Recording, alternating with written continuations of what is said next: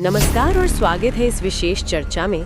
आज हम गोता लगा रहे हैं प्राचीन भारतीय इतिहास की गहराइयों में। जी। ये वो दौर है जिसने भारत की सांस्कृतिक और ऐतिहासिक पहचान की, कह सकते हैं, नींव रखी। बिल्कुल। और हमारी ये जो पड़ताल है इसका आधार है डॉक्टर जितेंद्र कुमार की अध्ययन सामग्री। ये यूपीएससी की तैयारी के लिए बनी है और इसमें NCERT, R S Sharma, Upinder Singh जैसे मानक स्रोतों का निचोड़ शामिल है। बिल्कुल। और हमारा मकसद है इस विशाल विषय से कुछ सबसे अहम और दिलचस्प मोती चुनकर निकालना। वो बड़ी घटनाएं, साम्राज्य और वो सांस्कृतिक मोड़ जिन्होंने प्राचीन भारत को एक तरह से आकार दिया। हम देखेंगे कि इतिहासकार इस अतीत को जानते कैसे हैं और फिर चलेंगे पहले इंसानी कदमों से लेकर बड़े साम्राज्यों के बनने और बिखरने तक की कहानी पर। और ये समझना जरूरी क्यों है? क्या सिर्फ पुरानी बातें जानना ही काफी है? आज के जमाने में इसकी क्या अहमियत है? नहीं, ये सिर्फ पुरानी बातें नहीं हैं। ये तो हमारी सभ्यता की जड़ें हैं। समाज, राजनीति, धर्म, कला, विज्ञान, इन सब के शुरुआती रूप हमें इसी दौर में दिखते हैं। अच्छा। जब हम उस समय की उपलब्धियों को समझते हैं, जैसे मान लीजिए शून्य का आविष्कार या वो भव्य मंदिर जो बने, तो हमें अपनी विरासत की गहराई का अंदाजा होता है। सही बात है। साथ ही अलग-अलग स्रोतों को परखना और ऐतिहासिक घटनाओं को कई नजरियों से देखना, ये हमारी सोचने समझने की शक्ति को भी बढ़ाता है। सही बात है। अतीत को समझकर हम आज को बेहतर तरीके से जान सकते हैं। तो चलिए शुरू करते हैं सबसे बुनियादी सवाल से। जी। हमें प्राचीन भारत के बारे में पता कैसे चलता है? स्रोत क्या है हमारे पास? हाँ, ये बहुत अच्छा सवाल है। देखिए, मोटे तौर पर दो तरह के स्रोत हैं। एक है साहित्यिक स्रोत, यानी वो सब जो कुछ लिखा हुआ मिला है, किताबें, ग्रंथ वगैरह। ठीक है। दूसरे हैं पुरातात्विक स्रोत, यानी जमीन की खुदाई से मिली चीजें, पुराने खंडर, सिक्के, पत्थर पर लिखी बातें, इस तरह की चीजें।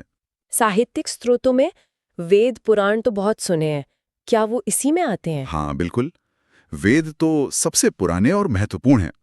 ऋग्वेद को तो दुनिया की सबसे पुरानी कविताओं में गिना जाता है। अच्छा। फिर सामवेद है, जो संगीत से जुड़ा है। यजुर्वेद में यज्ञ, कर्मकांड वगैरह की बातें हैं। और अथर्ववेद, उसमें थोड़ा लोक विश्वास, जादू टोना, इस तरह की चीजें मिलती हैं। इनके अलावा ब्राह्मण ग्रंथ हैं, आरण्यक हैं और उपनिषद।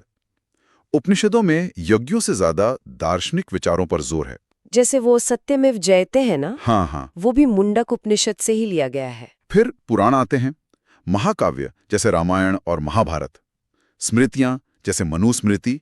ये सब हमें उस समय के समाज, धर्म, नियम कानून, इन सब के बारे में बताते हैं। और बौद्ध और जैन धर्म के भी तो अपने ग्रंथ हैं, उनसे भी जानकारी मिलती होगी। बिल्कुल बिल्कुल। बौद्ध धर्म के त्रिपिटक हैं, सुत्त पिटक, विनय पिटक, अभिधम्म पिटक। ये पाली भाषा में हैं।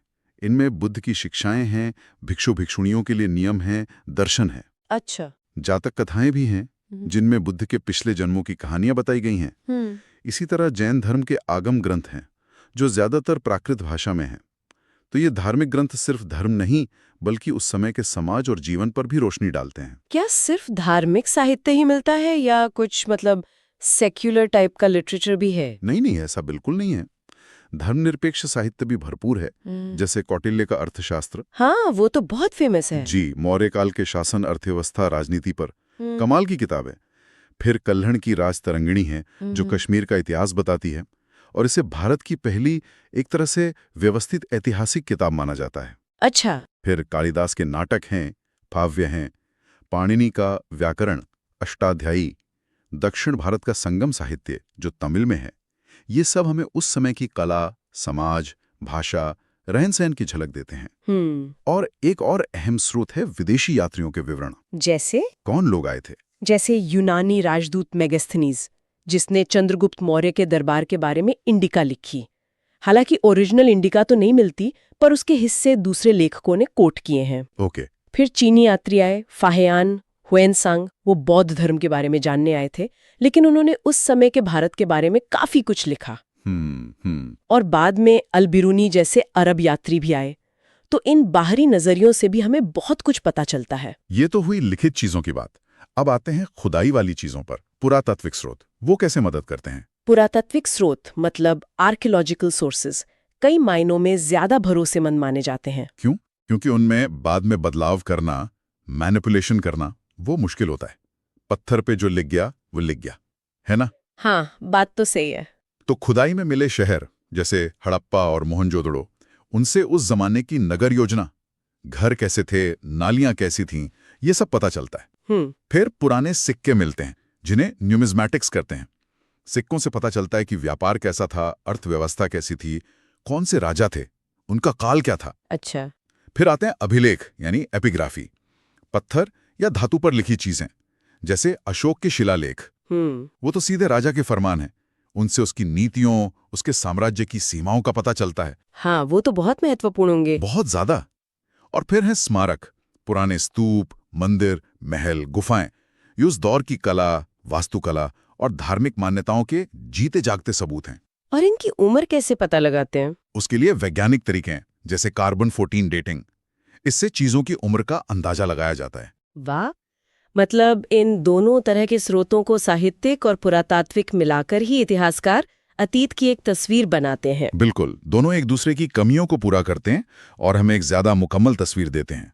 तो चलिए अब इस तस्वीर में रंग भरना शुरू करते हैं। सबसे पहले चलते हैं बिल्कुल शुरुआत में, प्रागैतिहासिक काल, जब लिखना पढ़ना नहीं था। हाँ, प्रागैतिहासिक काल यानी प्री हिस्टोरिक पीरियड। इसे हम पाषाण युग या स्टोन एज कहते हैं, और इसे भी सुविधा के लिए 3 हिस्सों में बांटते हैं: पुरापाषाण काल, पैलियोलिथिक, मध्यपाषाण काल, मीजोलिथिक, और नवपाषाण काल, नियोलिथिक। पुरापाषाण काल यानी सबसे पुराना वाला? जी, सबसे पुराना। इस समय इंसान शिकारी संग्राहक था, मतलब जानवरों का शिकार करना, फल फूल इकट्ठा करना। गुफाओं में रहता था। औजार पत्थर के थे, लेकिन बहुत मोटे, बेडौल से, जिन्हें कोटूल्स कहते हैं। भीमबेटका की गुफाओं में जो चित्रकारी मिलती है ना, उसका कुछ हिस्सा इसी काल का है। अच्छा। फिर मध्यपाषाण में क्या बदला? मध्यपाषाण काल या मेसोलिथिक में औजार थोड़े बेहतर हुए, छोटे और नुकीले पत्थर के औजार बनने लगे, जिन्हें माइक्रोलिथ कहते हैं। माइक्रोलिथ? हाँ, सूक्ष्म पाषाण उपकरण। ये तीर की नोक वगैरह बनाने के काम आते होंगे। शिकार और मछली पकड़ना तो जारी रहा, लेकिन साथ साथ पशुपालन की भी शुरुआत हुई, मतलब जानवरों को पालतू बनाना शुरू किया। और फिर आया नवपाषाण काल। आपने उसे क्रांति कहा था शुरू में। हाँ, न्यूलिथिक रेवोल्यूशन। ये वाकई एक बहुत बड़ा मोड़ था। ऐसा क्या हुआ? इंसान ने खेती करना सीख लिया, ये सबसे बड़ी बात थी। रागी, कुल्थी जैसी फसल उगाई जाने लगीं। अच्छा। अब वो भोजन के लिए सिर्फ शिकार या इधर-उधर घूमने पर निर्भर नहीं था, वो एक जगह टिक कर रह सकता था। तो बस्तियां बसनी शुरू हुई? बिल्कुल, स्थायी बस्तियां बसीं, गांव बने, पत्थर के औजार और बेहतर हुए, उन्हें घिसकर पॉलिश किया जाने लगा, वो ज्यादा कारगर बने। और एक और बड़ी चीज हुई, मिट्टी के बर्तनों का आविष्कार। पानी या अनाज रखने के लिए? जी, मेहरगढ़ जो अब पाकिस्तान में है, वहां इसके बहुत पुराने सबूत मिलते हैं। भारत में कोल्डेहा जैसी जगह से चावल की खेती का प्राचीनतम साक्ष्य मिला है। ये आत्मनिर्भर ग्राम समुदायों की शुरुआत थी। और फिर धातु का इस्तेमाल, तांबा वगैरह? सही। नवपाषाण के बाद आया ताम्रपाषाण काल, यानी चैल्कोलिथिक एज। जैसा नाम से ही पता चलता है, इस समय तांबे का इस्तेमाल शुरू हुआ। ये इंसान द्वारा इस्तेमाल की गई पहली धातु थी। अच्छा, लोहा नहीं? नहीं, पहले तांबा। पत्थर के औजार तो चल ही रहे थे, पर साथ में तांबे के औजार भी बनने लगे। खेती, पशुपालन, शिकार, मछली पकड़ना, ये सब चलता रहा। और इसी दौर में पहली बार किलाबंद बस्तियां भी दिखाई देती हैं, मतलब बस्तियों के चारों ओर दीवारें बनाना, जैसे महाराष्ट्र में दाइमाबाद और इनामगांव जैसी जगहों पर। और दक्षिण भारत में वहां कुछ अलग था? दक्षिण भारत में इसी समय के आसपास या थोड़ा बाद में लोहे का इस्तेमाल शुरू हुआ और एक खास संस्कृति विकसित हुई, जिसे महापाषाण संस्कृति, मेगालिथिक कल्चर कहते हैं। ये मुख्यतः दक्षिण भारत की लौह युग की संस्कृति है। और लोहे ने तो फिर सब कुछ बदल दिया होगा, तांबे से ज्यादा मजबूत। हाँ, लोहे का आगमन, आयरन एज, जो करीब 1200 ईसा पूर्व के आसपास माना जाता है, वो एक और बहुत बड़ा पड़ाव था। लोहे के मजबूत औजार बने, हल बने। इनसे जंगलों को साफ करना और खेती करना आसान हो गया, खासकर गंगा के मैदानों जैसे इलाकों में। खेती बढ़ी तो अनाज ज्यादा पैदा होने लगा, जिसे अधिशेष या सरप्लस कहते हैं। अच्छा। इसी अधिशेष ने व्यापार को बढ़ावा दिया, शहरों का विकास हुआ, जिसे हम द्वितीय शहरीकरण कहते हैं। और बड़े बड़े राज्य यानी महाजनपद, उनके बनने का रास्ता खुला। समाज में भी बदलाव आए, युद्ध और शासन का महत्व बढ़ा। तो लोहे के इस्तेमाल से हम सीधे पहुंचते हैं भारत के पहले शहरीकरण की कहानी पर, सिंधु घाटी सभ्यता, हड़प्पा, मोहनजोदड़ो। जी हाँ, इंडस वैली सिविलाइजेशन। और ये वाकई कमाल की थी। ये दक्षिण एशिया की पहली शहरी सभ्यता थी और अपने समय में दुनिया की सबसे बड़ी सभ्यताओं में से एक, मिस्र और मेसोपोटामिया के बराबर की या शायद उनसे भी बड़ी। हड़प्पा और मोहनजोदाड़ो इसके सबसे प्रसिद्ध शहर हैं, जिनकी खोज 1920 के दशक में दयाराम साहनी और राखलदास बनर्जी ने की थी। इसकी सबसे खास बात क्या थी जिसके लिए ये जानी जाती है? मेरे ख्याल से सबसे खास बात थी इनका नगर नियोजन, टाउन प्लानिंग। अच्छा, कैसा था वो? अरे गजब का था। सड़कें सीधी थीं, एक दूसरे को समकूर पर काटती थीं, जैसे आज की ग्रिड प्लानिंग होती है। हाँ। शहर अक्सर 2 हिस्सों में बटे होते थे। एक ऊंचा हिस्सा जिसे गढ़ या सिटाडेल कहते हैं, शायद वहां शासक वर्ग रहता होगा, और एक निचला रिहायशी इलाका आम लोगों के लिए। और घर बने होते थे पक्की ईंटों से। आप सोचिए उस जमाने में, और ईंटों का आकार भी लगभग एक जैसा, स्टैंडर्डाइज था। कमाल है। बाथरूम थे और सबसे अद्भुत थी नालियों की व्यवस्था। पक्की ईंटों की ढकी हुई नालियां थीं जो घरों से गंदा पानी बाहर ले जाती थीं। वाह, आज भी कई शहरों में ऐसा नहीं मिलता। सही कहा आपने। धोलावीरा जैसे शहर में तो पानी जमा करने के लिए बड़े-बड़े जलाशय भी मिले हैं। वाटर मैनेजमेंट भी जबरदस्त था। और वहाँ के लोग मानते क्या थे? पूजा पाठ धर्म कैसा था? ये थोड़ा रहस्य है, क्योंकि हमें मंदिरों जैसे कोई स्पष्ट ढांचे नहीं मिले हैं। अच्छा, मंदिर नहीं थे? ऐसा लगता तो नहीं है, लेकिन कुछ चीजें मिली हैं जिनसे अंदाजा लगता है। जैसे मिट्टी की बनी मातृदेवी की मूर्तियां, शायद उर्वरता की देवी रही हों। एक मोहर पर एक योगी जैसी आकृति मिली है, 3 मुख वाली, जानवरों से घिरी हुई। कुछ इतिहासकार इसे पशुपति यानी शिव का आदि रूप मानते हैं। लिंग पूजा के भी संकेत हैं। पीपल के पेड़ की पूजा, कुछ जानवरों की पूजा जैसे कुबड़ वाला बैल, इनके भी प्रमाण मिलते हैं। कालीबंगन जैसी जगह पर हवन कुंड जैसी अग्नि वेदिकाएं मिली हैं। स्वास्तिक का निशान भी शायद वहीं से है। हाँ, स्वास्तिक का चिन्ह भी हड़प्पा सभ्यता की देन माना जाता है। तो लगता है कि प्रकृति पूजा का काफी महत्व था। और उनका खानपान, व्यापार वगैरह, आर्थिक जीवन कैसा था? देखिए, थे तो वो कृषि प्रधान लोग। गेहूं, जौ, मटर उगाते थे और कपास। कपास उगाने वाले ये दुनिया के पहले लोग थे। अच्छा। पशुपालन भी करते थे, बैल, भेड़, बकरी पालते थे, लेकिन वो व्यापार में भी बहुत आगे थे। उनके बाट और माप एकदम स्टैंडर्ड थे, 16 के अनुपात में चलते थे। वो दूर दूर से व्यापार करते थे। सोना शायद कर्नाटक से आता था, चांदी तांबा राजस्थान या बाहर से, लाजवर्द मणि अफगानिस्तान से। मेसोपोटामिया तक इनके व्यापारिक संबंध थे। वहां इनकी मोहरें मिली हैं। और बनाते क्या थे? क्राफ्ट्स वगैरह। हाँ, शिल्पकारी भी उन्नत थी। मिट्टी के सुंदर बर्तन बनाते थे जिन पर चित्रकारी होती थी। मन के बनाने के कारखाने मिले हैं। चन्हूदड़ों में मोहरे बनाना, नाव बनाना, ये सब जानते थे। लेकिन उनकी लिपि, वो तो आज तक कोई पढ़ ही नहीं पाया। यही इस सभ्यता का सबसे बड़ा रहस्य है। उनकी एक लिपि थी जो मोहरों वगैरह पर मिलती है। ये चित्रात्मक लिपि है, मतलब इसमें चित्र जैसे निशान हैं, करीब 400 निशान। लेकिन इसे आज तक डिसाइफर नहीं किया जा सका, पढ़ा नहीं जा सका है। ये दाएं से बाएं लिखी जाती थी शायद? हाँ, ऐसा लगता है कि पहली लाइन दाएं से बाएं, फिर अगली बाएं से दाएं, इस तरह लिखते थे। अगर ये लिपि पढ़ ली जाए तो शायद इस सभ्यता के बारे में और भी बहुत कुछ पता चले। और इसका अंत कैसे हुआ? इतनी उन्नत सभ्यता, इतने बढ़िया शहर अचानक गायब कैसे हो गए? ये भी एक बड़ा सवाल है और इस पर इतिहासकारों में एक राय नहीं है। कई अलग-अलग थ्योरीज हैं। जैसे? कुछ लोग मानते हैं कि बाहर से आर्यों का आक्रमण हुआ जिसने इसे खत्म कर दिया। कुछ कहते हैं कि बड़ी बाढ़ें आईं या सिंधु नदी ने अपना रास्ता बदल लिया जिससे शहर उजड़ गए। हाँ। कुछ जलवायु परिवर्तन को जिम्मेदार मानते हैं, सूखा पड़ा या जमीन बंजर हो गई। व्यापार में गिरावट भी एक कारण हो सकता है। तो कोई एक पक्का कारण नहीं पता? शायद कोई एक कारण नहीं था। हो सकता है इनमें से कई कारणों ने मिलकर भूमिका निभाई हो। लेकिन एक बात पक्की है कि यह सभ्यता पूरी तरह खत्म नहीं हुई। इसके कई तत्व, जैसे कुछ पूजा पद्धतियां या शायद दशमलव प्रणाली के शुरुआती विचार, वो बाद की भारतीय संस्कृति में भी किसी न किसी रूप में जारी रहे। अच्छा, तो सिंधु घाटी के बाद फिर कौन सा दौर आता है? इसके बाद आता है वैदिक युग, जिसका नाम वेदों पर पड़ा है, जो इस काल के मुख्य साहित्यिक स्रोत हैं। हाँ। माना जाता है कि इस संस्कृति के निर्माता इंडो आर्यन थे, जो शायद मध्य एशिया से आए थे। उनका शुरुआती क्षेत्र था सप्त सिंधु, यानी सिंधु और उसकी सहायक नदियों का प्रदेश। ओके। इस पूरे वैदिक युग को हम 2 हिस्सों में बांटते हैं। एक है ऋग्वेदिक काल, जो लगभग 1500 से 1000 ईसा पूर्व तक माना जाता है, और दूसरा है उत्तर वैदिक काल, लगभग 1000 से 600 ईसा पूर्व तक। तो पहले ऋग्वैदिक काल की बात करते हैं, ये कैसा था? इस समय का समाज काफी हद तक कबीलाई था। लोग जन्म में संगठित थे, जैसे यदु, पुरु, भरत। ये मुख्य रूप से पशुपालक थे।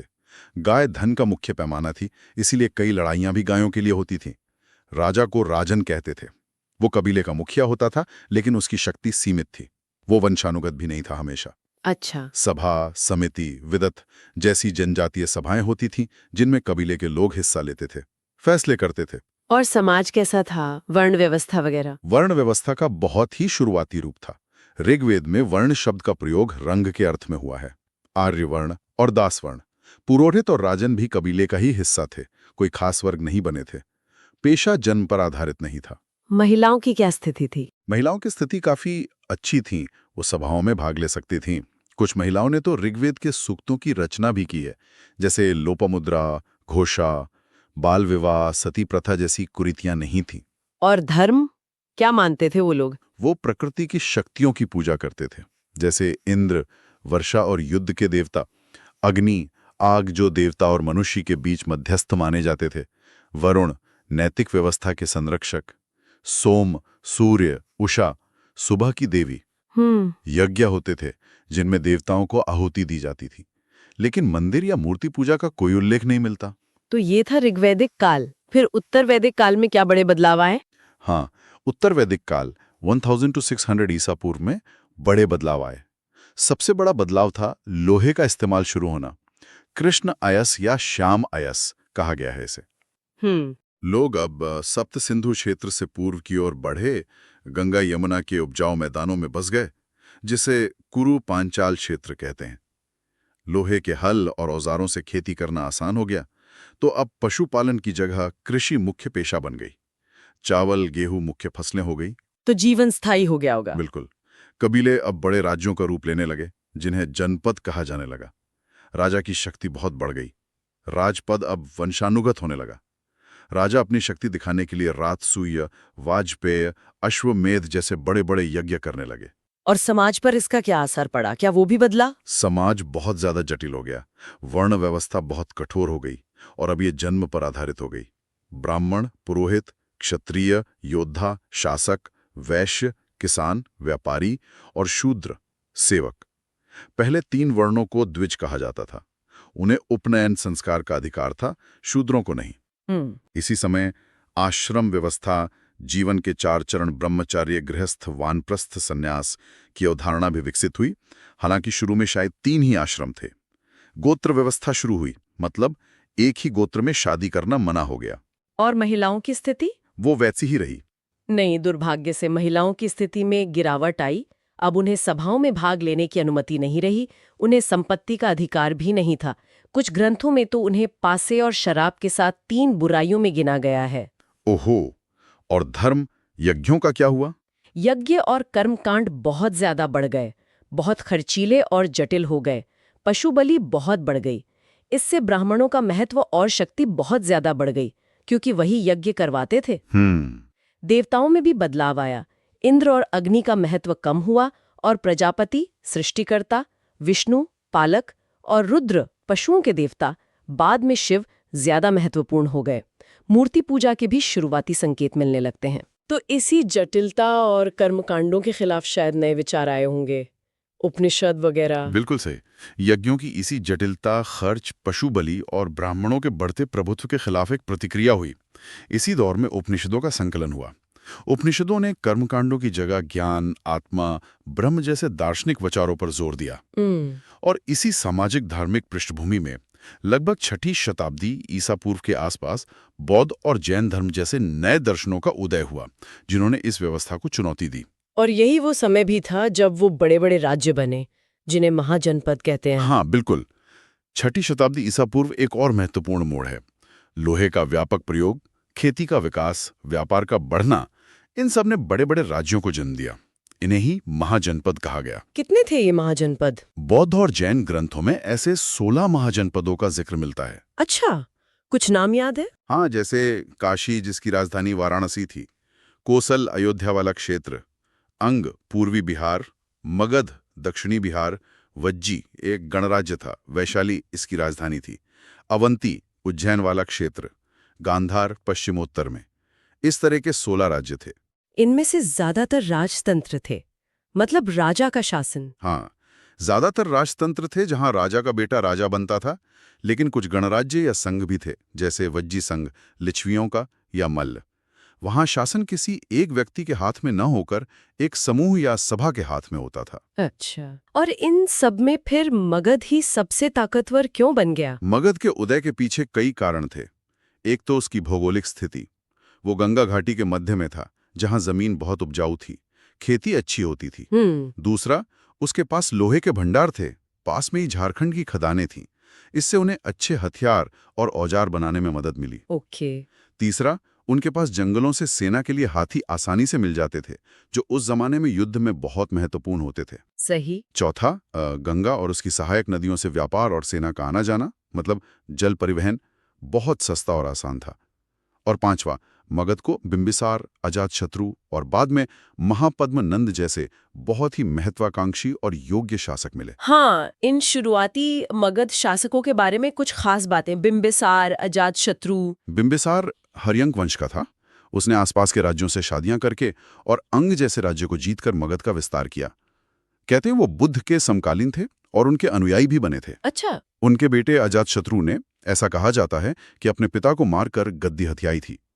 उसने काशी और शक्तिशाली वज्जी संघ को भी जीत लिया। वज्जी से तो उसकी लड़ाई 16 साल चली थी। उसी ने पहली बौद्ध संगीति परिषद राजगृह में करवाई थी। बाद में नंद वंश आया। नंद वंश का संस्थापक महापद्मनंद था, जिसे पुराणों में सर्व क्षत्रियांतक, सभी क्षत्रियों का नाश करने वाला कहा गया है। उसे भारत का पहला साम्राज्य निर्माता भी मानते हैं। उसने कलिंग, उड़ीसा को जीता और वहां नहरें भी बनवाई। और आखिरी नंद राजा? आखिरी नंद शासक धनानंद था।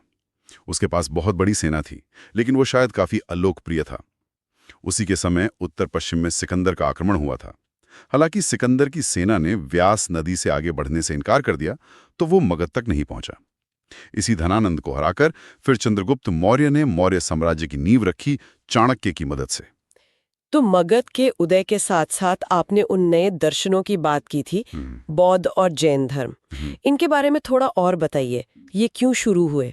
जैसा हमने बात की, 6ठी शताब्दी ईसा पूर्व का समय एक बड़ी उथल-पुथल का समय था। वैदिक कर्मकांड बहुत जटिल और खर्चीले हो गए थे। पशु बलि बढ़ गई थी। वर्ण व्यवस्था कठोर हो गई थी, जिससे समाज में असंतोष था। खासकर क्षत्रिय वर्ग ब्राह्मणों के प्रभुत्व से खुश नहीं था। इसी माहौल में इन नए विचारों का जन्म हुआ, जिन्होंने यज्ञों, कर्मकांडों और जाति पाति का विरोध किया और सरल नैतिक जीवन पर जोर दिया। पहले बौद्ध धर्म की बात करें। गौतम बुद्ध वो एक शाक्य कुल के राजकुमार थे, सिद्धार्थ नाम था उनका। लेकिन जीवन के दुखों को देखकर, एक बूढ़ा आदमी, एक बीमार आदमी, एक लाश और फिर एक सन्यासी, उनका मन बदल गया। उन्होंने सच की खोज में अपना राजपाट, घर परिवार सब छोड़ दिया। काफी तपस्या के बाद उन्हें बोधगया में पीपल के पेड़ के नीचे ज्ञान प्राप्त हुआ और वो बुद्ध कहलाए।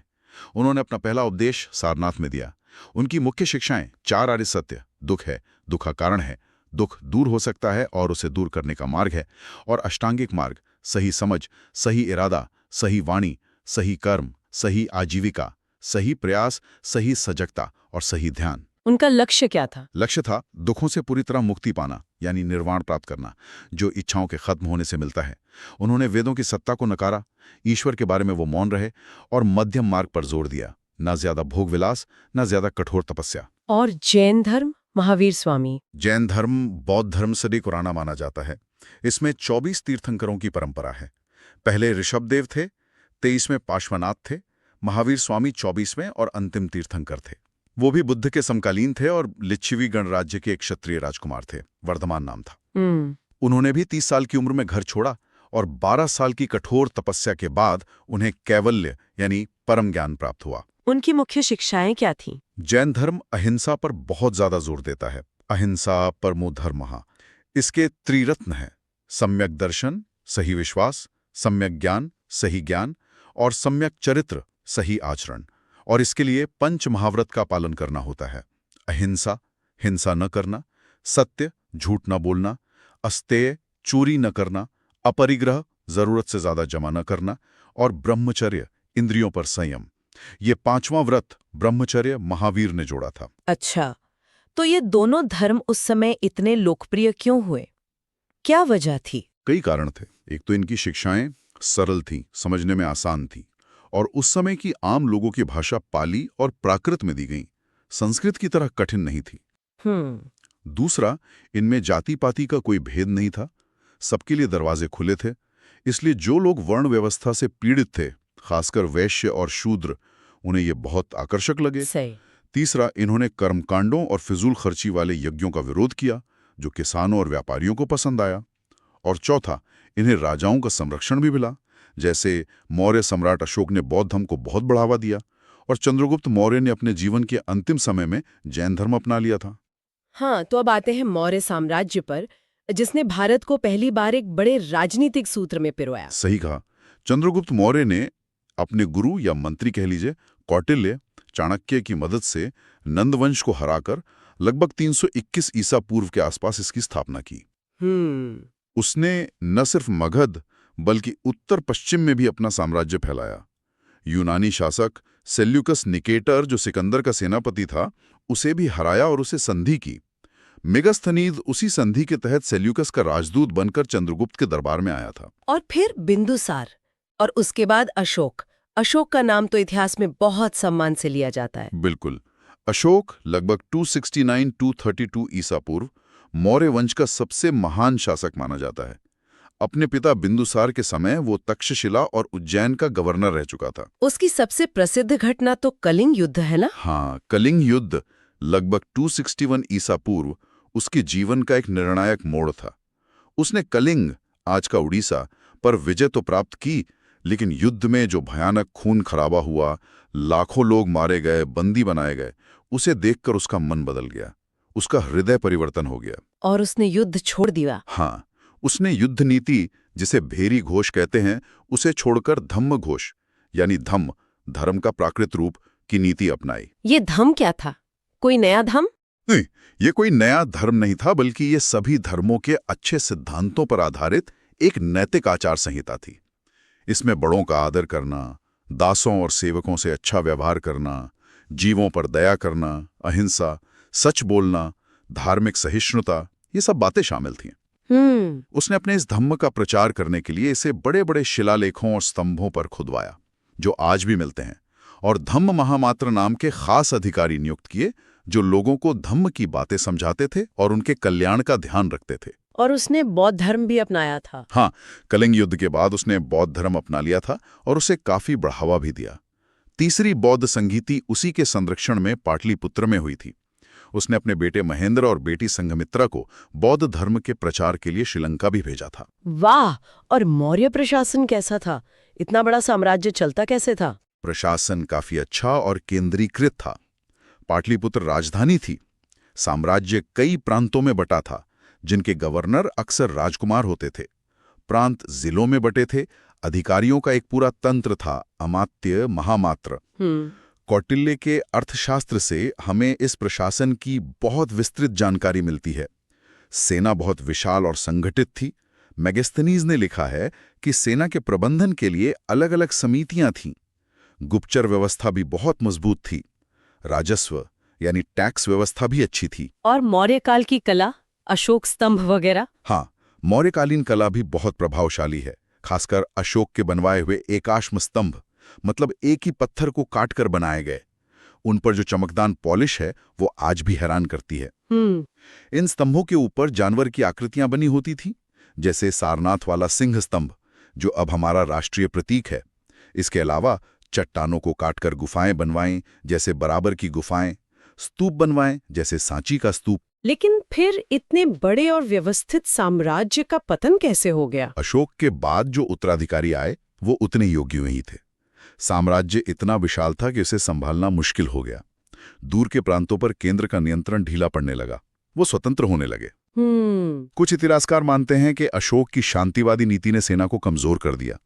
कुछ आर्थिक कारण भी बताते हैं, जैसे इतना बड़ा प्रशासन और सेना चलाने का खर्च बहुत ज्यादा था। ब्राह्मणों की प्रतिक्रिया भी एक कारण बताई जाती है, क्योंकि अशोक ने यज्ञों और पशु बलि को हतोत्साहित किया था। अच्छा। तो इन सब मिले जुले कारणों से साम्राज्य कमजोर होता गया और अंततः लगभग 185 ईसा पूर्व में अंतिम मौर्य शासक बृहद्रथ की हत्या उसी के सेनापति पुष्यमित्र शुंग ने कर दी और शुंग वंश की नींव डाली। तो मौर्यों के बाद क्या हुआ? क्या भारत फिर से छोटे छोटे राज्यों में बंट गया? हाँ, काफी हद तक।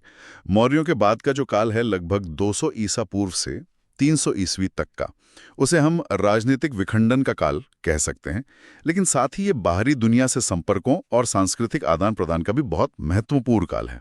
अच्छा, तो कौन कौन से राज्य आए मौर्यों के बाद? उत्तर भारत में जहां मौर्यों का मुख्य क्षेत्र था वहां पहले शुंग वंश आया, जिसका संस्थापक पुष्यमित्र शुंग था। उसने कुछ यूनानी आक्रमणों को रोका भी। फिर कण्व वंश आया जो बहुत थोड़े समय तक रहा। दक्कन यानी मध्य और दक्षिण भारत में सातवाहन वंश बहुत शक्तिशाली हुआ।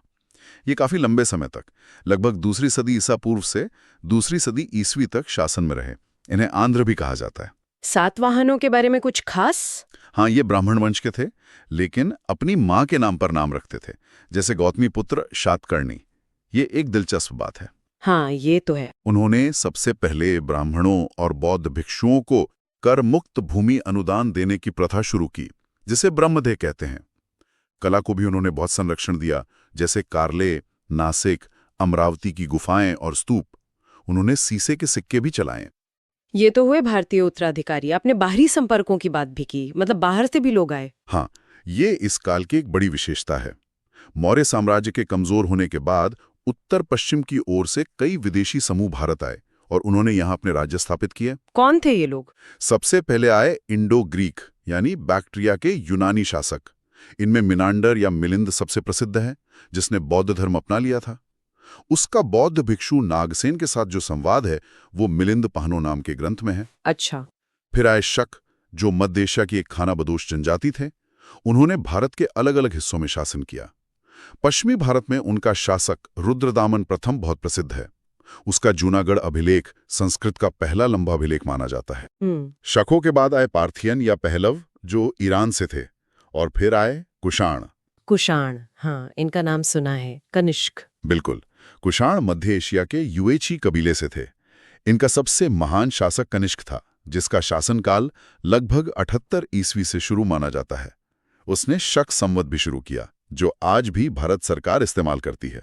कनिष्क क्यों इतना महत्वपूर्ण है? कनिष्क का साम्राज्य बहुत विशाल था। मध्य एशिया से लेकर भारत में मथुरा और बनारस तक फैला था।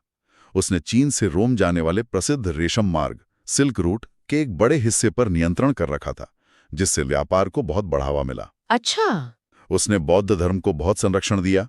चौथी बौद्ध संगीति उसी के समय कश्मीर के कुंडल वन में हुई थी, और इसी में बौद्ध धर्म 2 हिस्सों में बंट गया, हीनयान और महायान। उसकी राजधानी पुरुषपुर, आज का पेशावर, और मथुरा थी। उसके सिक्कों पर भारतीय, यूनानी, ईरानी तरह तरह के देवी देवताओं के चित्र मिलते हैं, जो उसकी धार्मिक सहिष्णुता दिखाता है। और कला के क्षेत्र में गांधार कला और मथुरा कला शैलियां उसी के समय अपने चरम पर पहुंची। तो इन बाहरी संपर्कों का भारत पर क्या असर पड़ा? बहुत गहरा असर पड़ा। कला में नई शैलियां आईं। गांधार कला पर यूनानी प्रभाव साफ दिखता है। विज्ञान में, खासकर ज्योतिष और खगोल विज्ञान में यूनानी प्रभाव आया। शासन प्रणाली में भी कुछ नई चीजें आई, जैसे शत्र प्रणाली। सेना में बेहतर घुड़सवारी, लगाम, पतलून, लंबे जूते, ये सब शायद इन्हीं संपर्कों की देन है। सोने के सिक्के बड़े पैमाने पर कुषाणों ने ही जारी किए। तो एक तरह से इस दौर में भारतीय संस्कृति और बाहरी संस्कृतियों का काफी मेलजोल हुआ। ये तो बहुत दिलचस्प है। तो जब उत्तर और मध्य भारत में ये सब चल रहा था, तब सुदूर दक्षिण में तमिलनाडु, केरल वाले इलाके में क्या हो रहा था? वहां उस समय संगम युग चल रहा था। संगम युग? हाँ, ये तमिलकम यानी प्राचीन तमिल प्रदेश के चोल, चेर और पांड्य राज्यों का प्रारंभिक इतिहास है। इसकी जानकारी हमें मुख्य रूप से संगम साहित्य से मिलती है। ये संगम साहित्य क्या है? संगम का मतलब होता है सभा या मिलन। कहा जाता है कि मदुरई में पांड्य राजाओं के संरक्षण में तमिल कवियों की बड़ी बड़ी सभाएं हुईं, जिन्हें संगम कहा गया।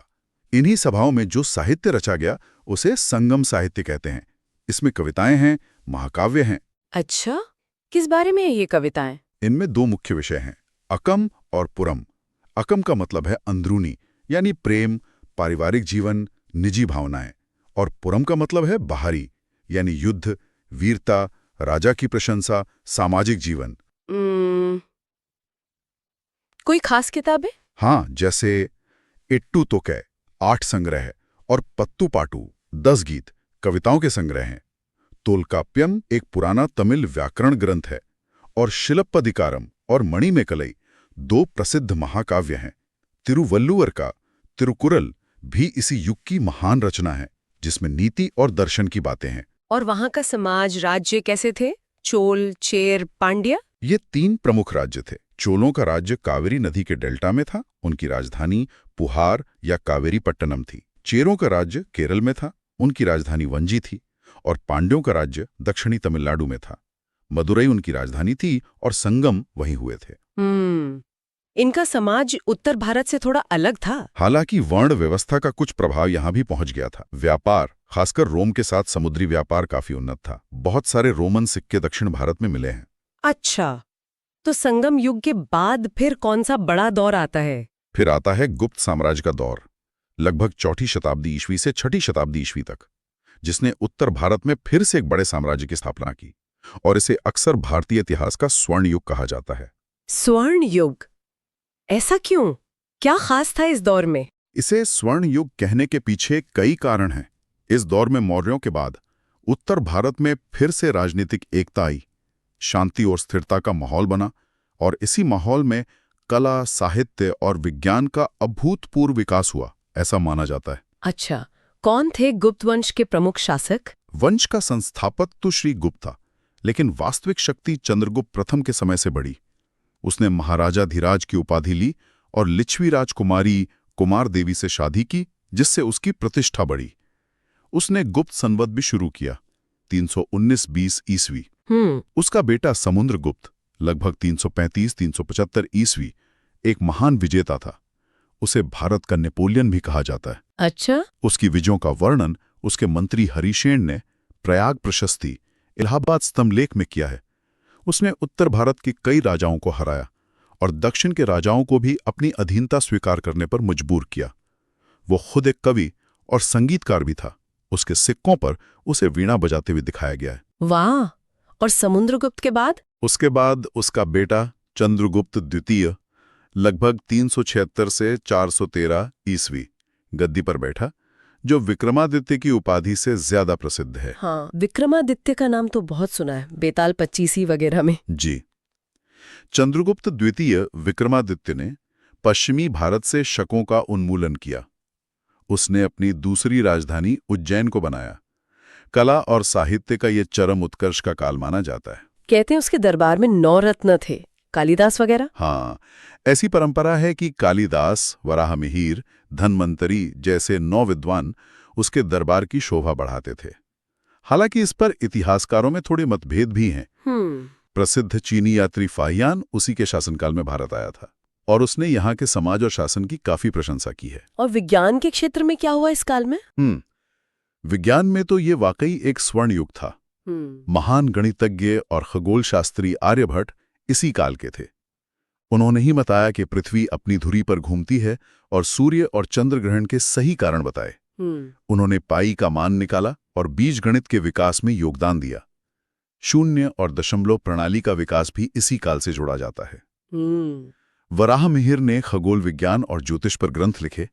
धातु विज्ञान भी बहुत उन्नत था, जिसका सबसे बड़ा सबूत दिल्ली में मेहरौली का लोह स्तंभ है, जो 1600 साल बाद भी लगभग बिना जंग लगे खड़ा है। कमाल है। और साहित्य और कला? संस्कृत साहित्य अपने शिखर पर पहुंच गया। हाँ, कालिदास ने अभिज्ञान शाकुंतलम, मेघदूत, रघुवंश जैसे अमर नाटक और काव्य लिखे। शूद्र का मृच्छ कटिकम, विष्णु शर्मा का पंचतंत्र, ये सब इसी काल की देन है। पुराणों और महाभारत रामायण को भी शायद इसी काल में अंतिम रूप दिया गया। और कला में मंदिर वास्तुकला का विकास इसी समय शुरू हुआ। पहले सपाट छत वाले मंदिर बने, फिर शिखर वाले मंदिर बनने लगे। अजंता और बाघ की गुफाओं में विश्व प्रसिद्ध भित्ति चित्र बनाए गए। मूर्तिकला भी बहुत सुंदर थी। और नालंदा विश्वविद्यालय? हाँ, नालंदा महाविहार या विश्वविद्यालय की स्थापना भी गुप्त शासक कुमारगुप्त प्रथम ने की थी, जो आगे चलकर ज्ञान विज्ञान का एक महान अंतर्राष्ट्रीय केंद्र बना। लेकिन फिर ये स्वर्ण युग भी हमेशा नहीं रहा होगा। इसका पतन कैसे हुआ? नहीं, कोई भी युग हमेशा नहीं रहता। कुमारगुप्त के बाद स्कंदगुप्त ने कुछ समय तक साम्राज्य को संभाला और हूणों के आक्रमणों को सफलतापूर्वक रोका, लेकिन उसके बाद गुप्त साम्राज्य कमजोर होने लगा। क्यों? क्या हुआ? एक बड़ा कारण थे लगातार होने वाले हूणों के आक्रमण, जिन्होंने उत्तर पश्चिम से साम्राज्य को बहुत नुकसान पहुंचाया। दूसरे, साम्राज्य के भीतर ही सामंत यानी बड़े जमींदार और स्थानीय शासक बहुत शक्तिशाली हो गए और केंद्र की सत्ता कमजोर पड़ गई। बाद के गुप्त शासक उतने योग्य नहीं थे, शायद आर्थिक समस्याएं भी बढ़ीं, व्यापार में गिरावट आई। इन सब कारणों से धीरे धीरे गुप्त साम्राज्य बिखर गया और भारत में फिर से छोटे छोटे राज्यों का दौर शुरू हो गया। तो ये थी प्राचीन भारत की एक लंबी और हैरत अंगेज यात्रा, स्रोतों से शुरू करके पहले इंसानी कदमों से होते हुए सिंधु घाटी की महान नगरीय सभ्यता, फिर वैदिक युग के यज्ञ और गहरे दार्शनिक विचार, हाँ, फिर महाजनपदों का उदय, बौद्ध और जैन धर्म की क्रांति, मौर्यों का विशाल एकीकृत साम्राज्य, अशोक का धम्म, उसके बाद विखंडन का दौर, लेकिन साथ ही बाहरी दुनिया से नए संपर्क, नई संस्कृतियों का आना, शक, कुषाण, संगम युग का तमिल साहित्य, और अंत में गुप्तों का वो स्वर्ण युग जिसमें कला, साहित्य, विज्ञान सब कुछ फला फूला। और फिर उसका भी पतन। बिल्कुल। हमने देखा कि कैसे एक के बाद एक संस्कृतियां और साम्राज्य उभरे और ढले, लेकिन हर दौर ने आने वाले समय के लिए कुछ न कुछ महत्वपूर्ण विरासत छोड़ी। सही कहा, आज के भारत की जड़ें हमारा समाज, हमारी भाषाएं, हमारे दर्शन, हमारी कला कहीं न कहीं इसी प्राचीन नींव पर टिकी हैं। ये इतिहास सिर्फ राजा रानियों या युद्धों की कहानी नहीं है, बल्कि ये विचारों के विकास की, नई खोजों की और आम लोगों के जीवन के बदलते स्वरूप की कहानी भी है। ये वाकई सोचने वाली बात है। तो चलिए इस चर्चा के अंत में अपने श्रोताओं के लिए एक सवाल छोड़ते हैं। जरूर। प्राचीन भारत की कौन सी उपलब्धि या कौन सा विचार आज भी सबसे ज्यादा प्रासंगिक, सबसे ज्यादा रेलेवेंट लगता है और क्यों?